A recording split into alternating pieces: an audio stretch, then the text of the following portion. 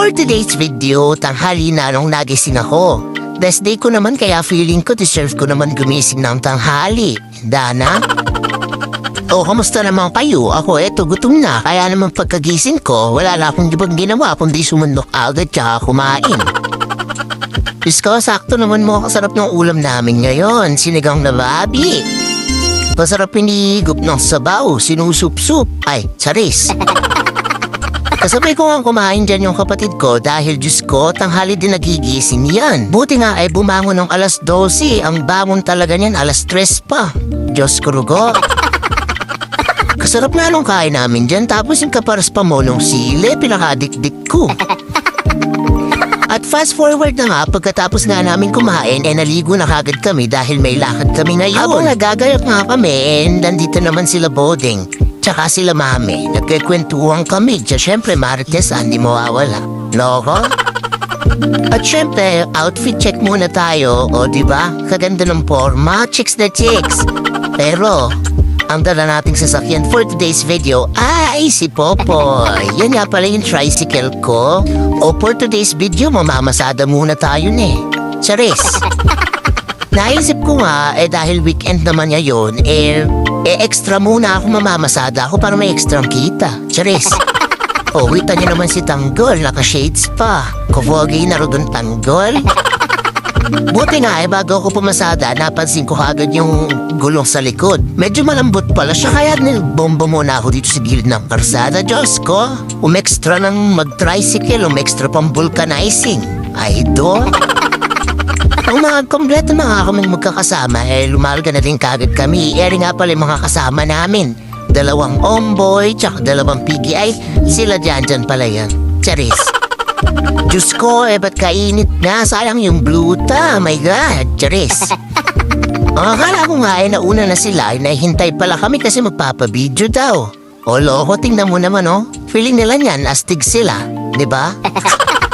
Dahil linggo naman nga ngayon at may okasyon naman dito kala MJ, dito nga kami pupunta. Dinaanan nga namin si MJ doon sa bahay nila at may pinalagay siya doon sa tricycle ko. Daling ko daw kasi nakamotor din pala siya. Biro nga lang na mamamasada ako today pero kung may sasakay naman, why not? Ay, mukhang pera. Chares. Medyo rough road nga yung daan at yung pinadala pala ni MJ puro mga kutsara at tinidor kaya naman nagkakalansing. Kala ko nasira na yung tricycle. Diyos ko. At sa pagkahaba-haba nga ng binahe namin, narating din kami dito. Dito nga pala yan sa may bukid nila. Dito daw ginanap yung birthday ni tatay. Birthday nga pala ngayon ng tatay ni MJ, kaya kami pumunta dito. Kasama ko na nga din yung mga aso sa highway dahil Diyos ko, food trip daw sila today. Yan na ba mo naman? Siyempre sa una mukha lang nahihiya yung mga yan, pero Diyos ko, gutom na yung mga yan. Noong nakapag-setup na nga kami ng uupuan namin na lamesa at saka mga upuan, wala nung patumpik-tumpik, pumila na kaagad yung mga aw-aw. Laban na po sila, opo, lalo po nung nakitanda po nila yung lechon, opo, sulit na sulit. Saktong-sakto nga daw at walang ulam sa mga bahay nila, kaya naman gumuo na kaagad sila dito. Kita mo naman to, si Mami Yobs, nakanganga pa. Nauna na pala dito. Diyos ko, parang ang crispy-crispy ng skin mo. Nung nakakuha na nga kami ng pagkain, kinain na din kagad namin ano pang gagawin. Konting maritesan habang kumakain at hanggang sa maubos na nga, Diyos ko, kasarap. O, mga sumasadida na yan mga nakatayo na at papababa lang ang kinain yan. After nga kumain, syempre kailangan na pampatunaw kaya naman uminom na sila ng Red Horse. O diba, tingnan mo naman, ito ang tama. Charis! At just go din naman ako na-inform, nandito din pala si Irving. Invited din pala siya. Charis. Tinikma ko yung niniinom nila. Diyos ko, first time ko uminom. Charis. At syempre, hindi mawawala ang mga titos ng dulo, malabot. O, ayan na sila Nomel, sila Mad, sila Ebe, yung mga barkada ni MJ.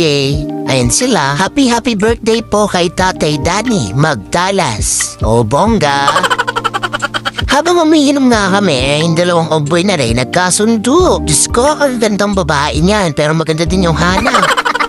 Lumabas na nga din itong fried itik at Diyos ko, ang sarap niyan, crispy yung balot. Match made in heaven with Red Horse. Oh, loko. Noong mga oras nga na yan, and maghahapon na at Diyos ko, kaganda nung sunset dito. Kaya naman huminto muna kaming uminom and appreciate muna namin yung sunset. Nag-picture-picture pa kami, ala ha. Pinost muna namin yung ninuman kasi may susunod pa baka pagdating nila lupay-pay na kaming lahat. My God. May iniintay nga lang kami na susunod at yung ibang pinsan ko, sila Kim at si James, susunod daw sila. At fast forward nga, nandito na nga sila, kumain muna sila syempre. Para hindi ka kagad malasing, kailangan kakain ka muna. Maya-maya nga ay dumadami ang dumadating at dumating din dito si Kuya Jerry. Kaya nasasarap lalo yung inuman. Kaya ang usapan niya lang namin kanina, last bote na hanggang sa naging last case na. Naging 3 case na. Diyos ko, mga yalti na ako talagang umako ni Vinny. Medyo mga mag-aalas 8 pa lang siguro to at maya-maya nga sumunod ulit sila Tanggol kasama na naman si Daddy Back. Diyos ko, saan ba galing si Tanggol? Karanop na rugo. Favorite pala ni Tanggol yung itik. Simot sarap ne. Kanyaman. Nasasarap nga yung inuman dahil may mga tama na. Lalo na ang dumating si Pipo, yung kuya ni MJ. Diyos ko, nag-iihit ako ng kakatawa. Para ka napag-rent ng libreng komedyante. Dag mo pa nasa comedy bar. Loho? At napansin ka nga nung mga oras na to ba't ka ako nawawala si Ate Ted? Abi nandito na pala sa loob ng bahay. Na-knockdown na. Diyos ko, kaya na talaga huminom ng ate ko. Lagi hinihimatay sa inuman. My God. Sa sobrang dami nga ng kwento, ginabi na nga kami. Sabi ko nga okay na yun dahil kailangan pag uminom ka may pang uwi. Lalong-lalot na drive pa uwi. Diyos ko, ay isa lang ang buhay natin. Wala pa tayong asawa, di ba tayo pwedeng mategi? Charis. O tingnan mo yung dalawa kalikot ng kalikot sa motor. Sabi napakaswerte, uuwi na lang. Nakabagsak doon yung tambutso niya, my God. Pero naayos na din nga kagad at pauwi na nga kami niyan. At ayan nga kami, nakakonvoy kami sa isa't isa. O tingnan mo naman si MJ, feel niya niyang binibidyo siya, hindi naman siya nakikita sa ilaw niya. Ay Diyos ko, bako-bako yung daan, bahala na kayo mahilo sa video. Charis. Di naman masama uminom at mag-enjoy paminsan-minsan pero laging tatandaan, kailangan moderately lang. Dahil lahat ng sobra ay masama o may natutunan na naman kayo sa akin ngayong araw na to. Charis. O siya, sige na, magdadrive na ako pa uwi. Yun lang, tapos na. Bye!